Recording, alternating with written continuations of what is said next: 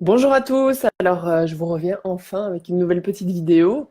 J'ai eu quelques demandes pour faire un petit topo de Canva, en fait, qui est un site, donc c'est canva.com, qui vous permet de faire vos designs super facilement. Donc plus besoin d'être graphiste ou d'avoir Photoshop pour pouvoir créer vos invitations. Et on sait que quand on se lance dans doTERRA, ben, souvent on veut faire des jolis petits visuels pour notre page Facebook ou alors pour nos événements. Donc voilà, un petit tour très rapide et très simple de Canva. Donc ici, vous voyez, ça c'est tous mes designs déjà que j'ai fait par le passé. Donc quand vous allez sur canva.com, vous pouvez cliquer sur Créer un design. Il y a une nouvelle page qui va s'ouvrir. Et là, vous allez voir des templates donc déjà faits selon vos besoins. Par exemple, vous pouvez prendre voilà, faire un poster, vous pouvez faire une couverture de page ou de groupe Facebook, des publications Instagram. Il y a des documents, vous pouvez faire vos présentations aussi PowerPoint, enfin modèle PowerPoint.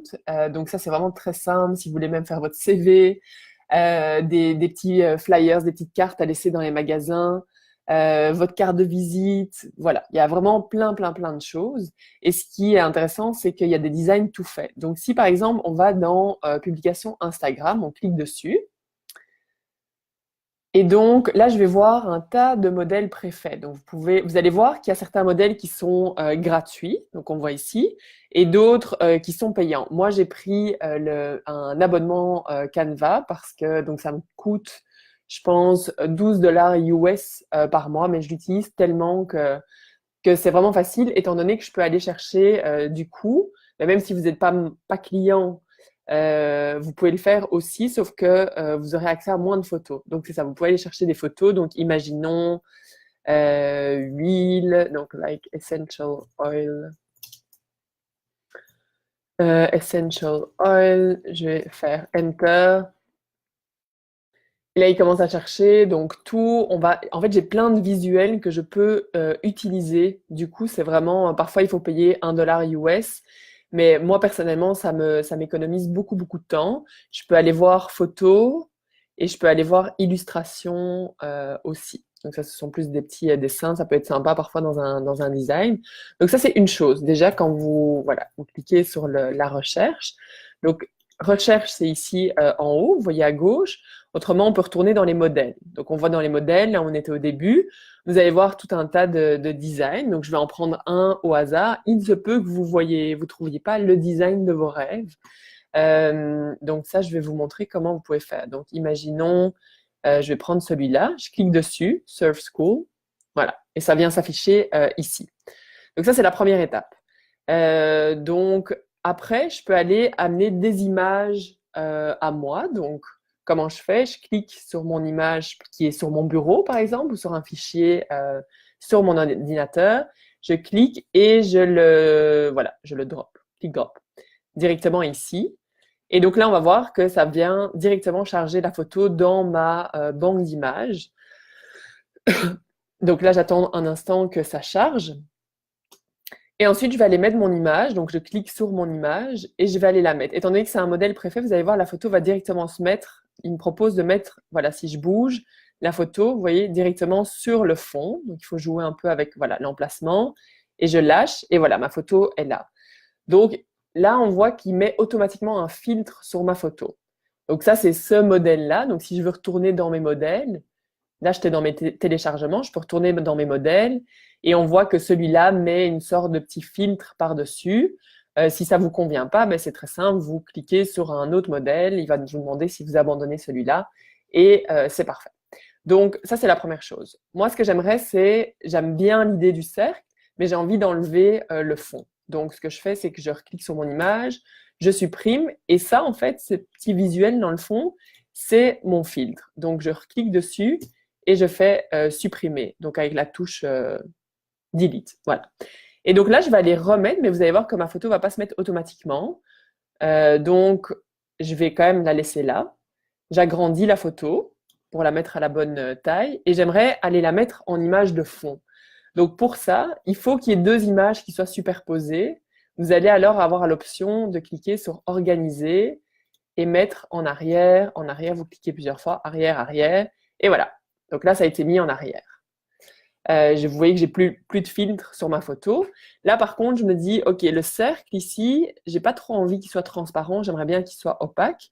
Vous pouvez retourner ici, dans transparence. Chaque image, vous avez la possibilité, voilà, de la mettre transparente ou non. Bon, ben là, ça n'a pas vraiment de sens parce qu'on voit pas du tout la photo dans le fond.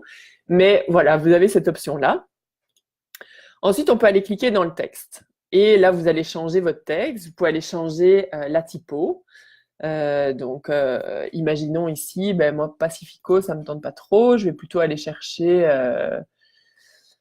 je pourrais mettre n'importe laquelle, vous me direz, Lemon Tuesday. Et donc là, j'attends un peu, voilà, il me met, vous changez tous les typos comme vous voulez. Donc ça, c'est la base, juste pour aller changer une image préfaite. Ensuite, quand je suis contente de mon image, je vais sur télécharger. Et là, il me conseille, donc si c'est une image, généralement, je le mets toujours en PNG ou vous pouvez mettre en JPEG. Autrement, si c'est des documents, par exemple, parfois j'ai créé vraiment plusieurs documents. Là, je vais faire en PDF, soit impression, soit standard. Alors, quand je fais un document, donc imaginons que ça c'est un document, mais je vais quitter en fait, je vais vous faire autre chose. Je retourne dans modèle et là vous voyez que j'ai que les publications Instagram. Donc ça c'était le modèle pour une publication Instagram. Ce que j'aimerais c'est maintenant créer un document, voilà, un document A4. Donc je retourne dans l'autre page, tous mes designs. Si vous avez perdu la page, c'est pas grave, vous cliquez sur Canva là en haut. Et donc voilà, là ici je vois présentation, hop, je clique sur présentation. Donc ça c'est pour faire, par exemple, les diapos que je fais, les présentations en ligne, c'est ici que je vais aller les créer. Donc vous voyez, ceux qui n'ont pas de petits coins cornés, c'est juste une image simple. Et ceux qui ont des coins cornés, ça veut dire qu'il y a tout un template pour toute la présentation. Donc si par exemple je clique ici, vous allez voir, voilà, on voyait qu'il y avait un petit chiffre 10 là. Donc il y a 10 visuels pour avoir toute une présentation cohérente. Donc là, par exemple, je vais prendre ma première page, je clique une fois, Watermelon. Je pourrais aller enlever l'image de fond, par exemple, et aller mettre par je fais n'importe quoi, on va mettre celle-ci, j'agrandis mon image, et ensuite je vais aller la mettre en arrière-plan. Voilà. Donc, voilà. Imaginons, voilà, comme ça. Donc ça, c'est ma première page. Donc là, si je veux retourner dans mon modèle, je reclique sur modèle, je vois toutes mes pages. J'aimerais ajouter plusieurs pages, donc je vais simplement faire ajouter une page. Ici, j'aimerais ajouter un petit texte. Donc voilà. En gros, ça va être ça pour toutes nos pages. Vous pouvez aller changer la typo, changer la couleur du texte. Vous pouvez même espacer les lettres si vous voulez quelque chose de plus, voilà. La hauteur des lignes aussi, ça peut être intéressant si vous voulez créer plus d'espace. Et imaginons que je veux créer un sous-titre. Il me manque ici un sous-titre.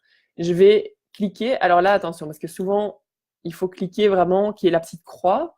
Et on clique, ça sélectionne toute la fenêtre. Je fais copie.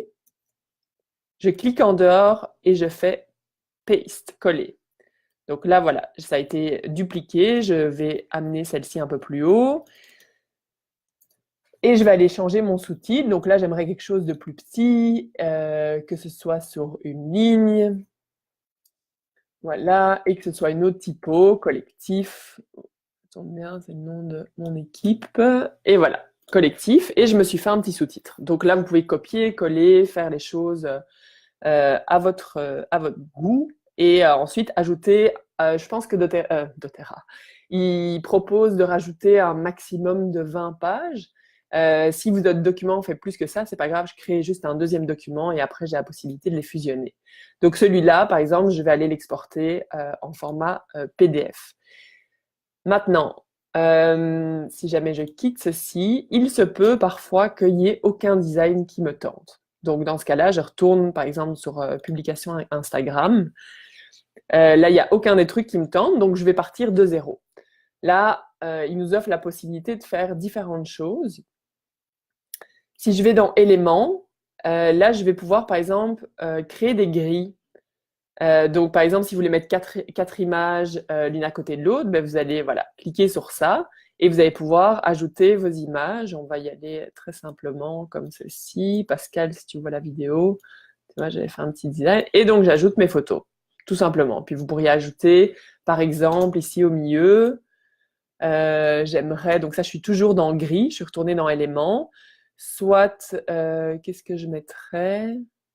En fait, je rajouterais, vous allez voir, je pense plus loin. Non, ok, c'est pas ici. Pardon, je ferme ça. Je vais aller dans forme. Parce que ici au centre, j'aimerais mettre un petit cadre avec un texte. Donc, je vais cliquer sur le carré.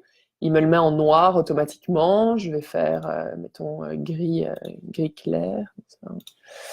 Je mets en blanc. Et là, je réduis la taille de ma fenêtre.